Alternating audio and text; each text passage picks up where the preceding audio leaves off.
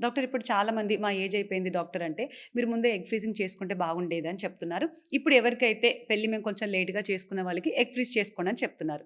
అంటే egg freezing అనేది ఎవరికి చాలా అవసరం అంటారు? అందరూ చేసుకోవాల్సిందేనా? ఇప్పుడు యంగ్ ఏజ్‌లో ఉన్నారు. అంటే లెస్ దెన్ 28 ఉన్నారు. హ్మ్. ప్రెగ్నెన్సీ ప్లాన్ చేయడం లేదు.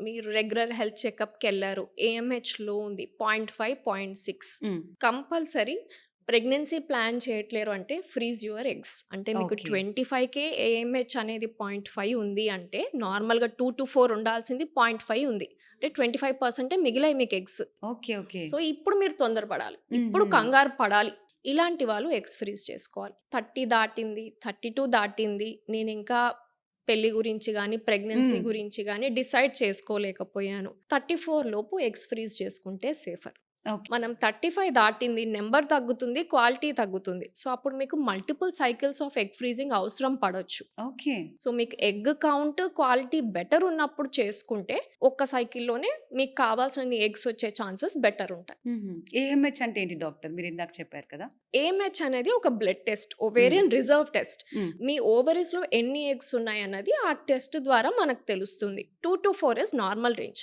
హ్మ్. ఈ రేంజ్‌లో ఉంది అంటే మీరు వెయిట్ చేయొచ్చు. తగ్గింది అంటే తొందరపడాలి. సో, ఏఎంహెచ్ స్కోర్‌ని బట్టి వాళ్ళు అలర్ట్ అవ్వాలంటారు. డెఫినెట్‌లీ. సో, ఇప్పుడైతే నేను 22, 23 దాటినా కూడా ఎవ్రీ ఇయర్ ఏఎంహెచ్ చేసుకుంటే సేఫ్ అని చెప్తాను. హుహు. లాస్ట్ ఫ్యూ ఇయర్స్ నుంచి చాలా మందిని వెరీ యంగ్ ఏజ్‌లో లో ఏఎంహెచ్‌తో చూస్తున్నా. Okay. Okay. It is just a blood test. సంవత్సరానికి ఒక్కసారి చేసుకుంటే ఫ్యూచర్‌లో బాధపడకుండా ఉంటారు. హుహు.